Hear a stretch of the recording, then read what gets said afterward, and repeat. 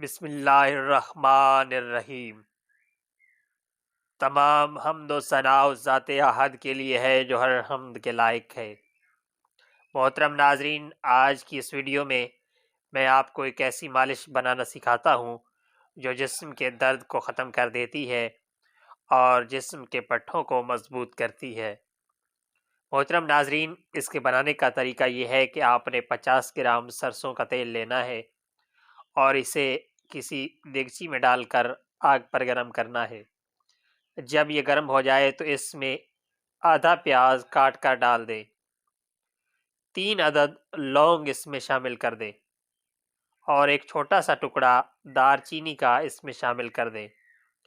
جب یہ ساری چیزیں جل جائیں تو اس تیل کو نیچے اتار لیں۔